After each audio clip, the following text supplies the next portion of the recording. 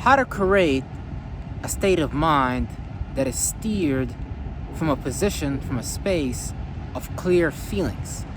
So, whenever we walk about our day, whenever we move about our day, sometimes we might move throughout our day from a state of mind that is not clear in terms of how we feel. Meaning that there's a wave, there's a vibration, there's a frequency, there's a thought, there's a feeling that is interrupting your heart chakra, your moon chakra, and how you feel, specifically over here. Now, since your heart chakra is interconnected to your whole ecosystem, which is the body, it's going to obviously interact with all these other systems. So your thoughts, your masculine ideas are going to be affected, and things of that nature. So throughout your day, you want to be able to create some kind of ritual, some kind of craft, some kind of, which is basically just a thought and a feeling that you want to take, and you want to use that to bring about a clear state of mind. So you don't walk around throughout your day being cluttered by this feeling. And when you're cluttered by these different feelings, it's hard for you to be to make clear, decisive decisions, because you got all these different, and not just clear, decisive decisions, but when you make your decisions, it might kind of look cluttered. Your expression, how you move, is not refined. And sometimes, even to go further, we have feelings that are deeply buried within ourselves in the form of fears, phobias, traumas, things that our parents handed down to us, and things that our parents haven't necessarily dealt with. So these things get passed down onto us. So it's not our job to run away from them, and it's not our job to sit here and blame our parents for the mishaps and how they raised us to be. It's our job when you're 18, 17, 16, and beyond, hopefully before 25, hopefully before your Saturn return. You know what I'm saying? You start to see what is it about you that is stopping you from being you. Because you already know what it is in life that you want to do. You already know how it is that you really want to feel. See, they put all these movies in front of you, all these external forms outside of you, and you see all these movie characters. You see your favorite content creators. You see your favorite celebrities, and you see them all being this character that a lot of people desire and aim to be.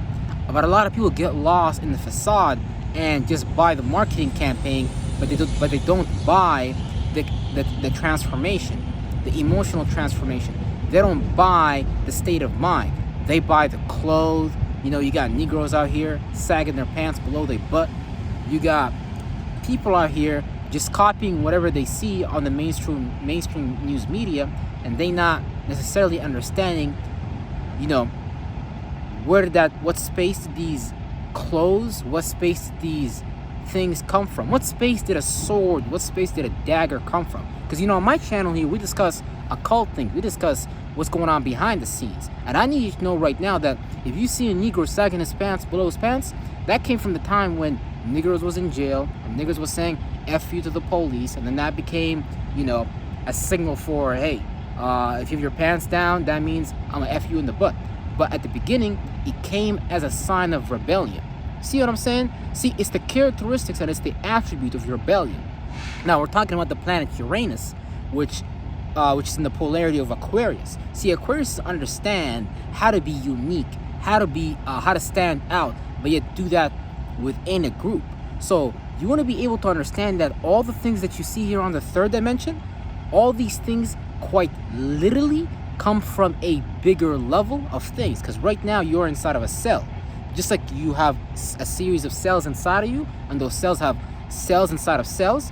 There's a video in the scientific community where if you zoom in, supposedly in their graphic model, if you zoom in, you will see world within world within world within world within world within world. So we're all cells within cells, and it's the micro is like the macro.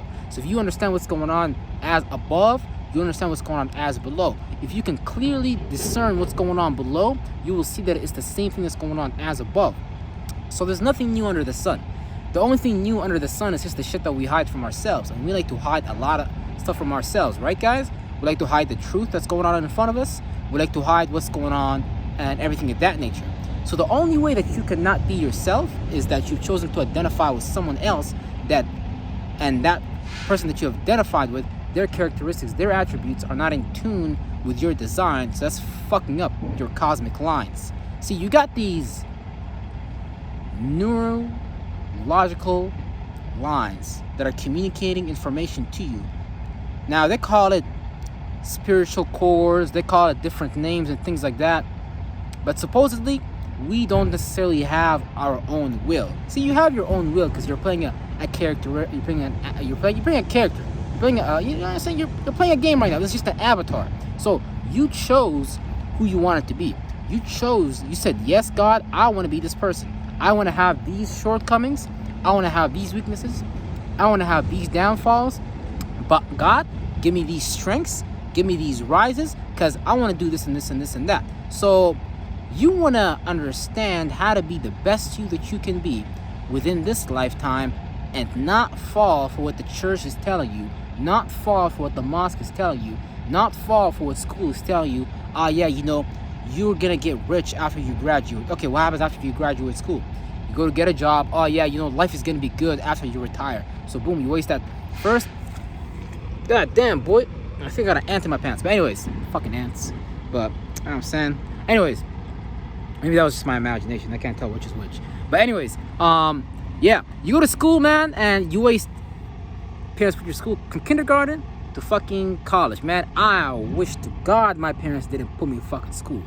I mean, it sounds like a good deal, but there's other ways you can get your high school diploma from, you know, on back doors, on closed ends. Because once you reach a certain age, high school diploma is nothing. You just think that that's a big deal, that you need that, but really behind closed doors, there's so many ways you can get your high school diploma that you can probably get it in less time than actually going to high school. But again, I'm not saying don't go. I'm just letting you know that we inside of a magic square, but we have to learn how to use the magic square to our benefit and not let the magic square use us. And the people inside the magic square, since the magic square, the government, the entertainment, the religion, the politics is using the people inside the magic square is going to be like, let me use these people just because the system is using us. So people are just going to hurt people. So whatever drama that the government is doing, that's exactly what people are going to want to do on a micro level to people next to them, to their pets, to their dogs, and all types of shit. So we must learn then to start to identify with ourselves rather than identifying with this government system, because you can see where it's going. They just keep dividing and conquer you, keep dividing and conquer. Now they're playing around with the whole news system, and they're creating different algorithms across the world, meaning that just simply the news that you experience over here, wherever you are at, is not the same news that's going on in Russia. Whatever news is going on in Russia is not the same news going on in China. Whatever news is going on in China is not going on in India. Now, it's a pretty clever system, but I need you to know that you are much more clever, you are much more intelligent, you are much more creative, you are much more passionate than them. See, they're kind of like cobalt mines. They're not really like gold mines. They just know how to like take something, artificially recreate that phenomena, and then try to sell it back to you. So all they're doing is they're just looking at you and they're selling you back to you, because they understand all this esoteric shit. They understand all this occult knowledge. They understand these mathematics and things like that. And these are the things that they be using against you to stop you from being you. But a lot of the times we be putting mind shackles on ourselves just based on the circumstances that we was raised in, you know, amongst our parents. And you know, man, it's deep, because I really feel for people. Because when you don't deal with your trauma, when you don't deal with the negative habit patterns that your mind is replicating, sis, that is called a train of thought. You see in a train, it go choo-choo and it keep going to that direction. So you're telling me that you want a choo-choo to that fucked up direction?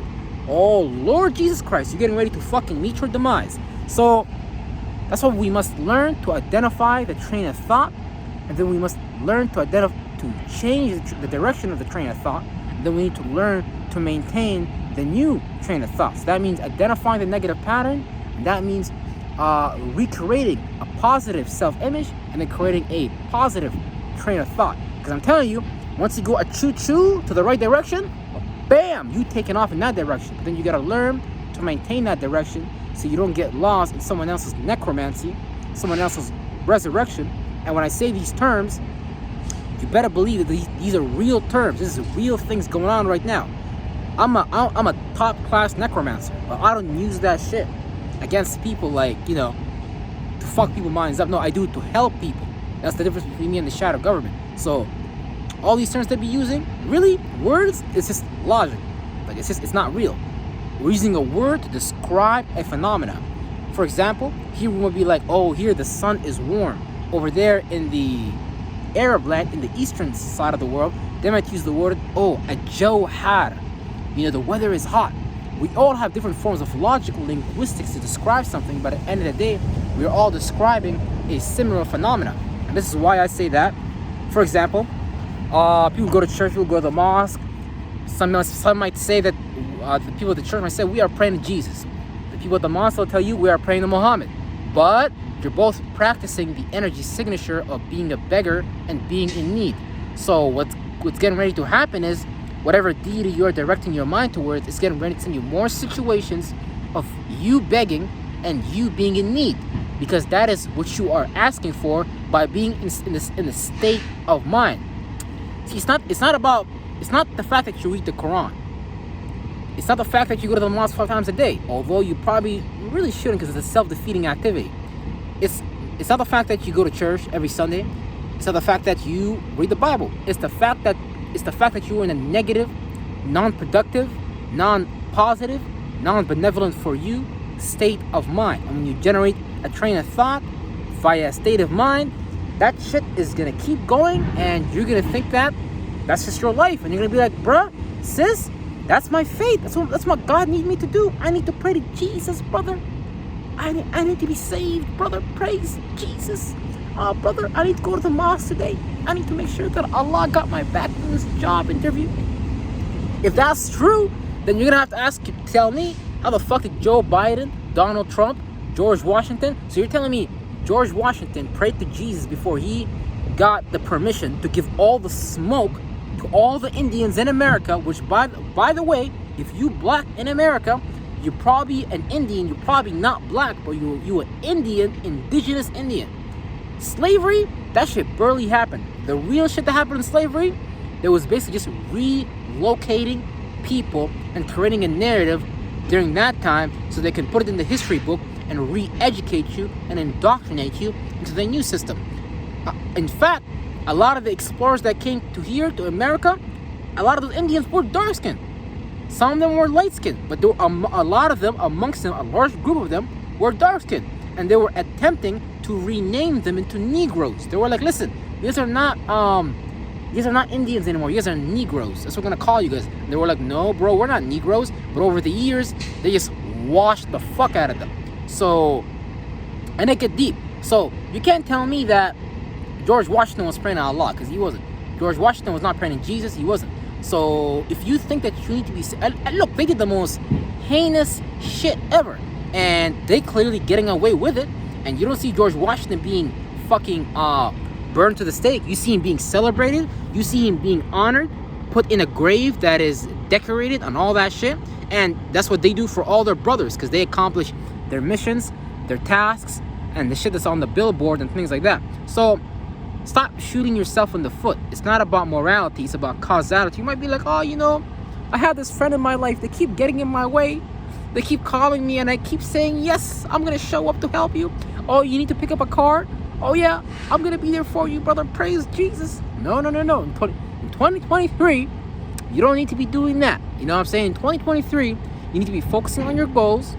You need to be focusing on your purpose. You need to be focusing on your mission. You need to be focusing on your task. Because that's the shit that's going to put you in the right associations, amongst the right environment and friends, and amongst the right one-on-one relationships and the right one-on-one connections. Because then you are not just living your life for yourself, you're also living your life for the universe. Do you know what you're doing when you love yourself and do your purpose in life? OMG! You are helping every single particle in the universe get the fuck out of its bullshit and get back in line. OMG! So by you doing your purpose, You are helping. You're doing quantum leaps of love. You're doing quantum leaps of joy, quantum leaps of peace that are created in ripples and that are attracting people with a similar disposition. Man, OMG, you're becoming a banner lord for fucking the source of this reality, for fucking God. And who does not want to carry a banner lord for the source of this reality instead of the fictitious fallen God of this motherfucking reality? And you know I love you, appreciate you, and ain't nothing you can do about it. God bless, and I'ma see y'all on the next video. You better believe it. Real shit.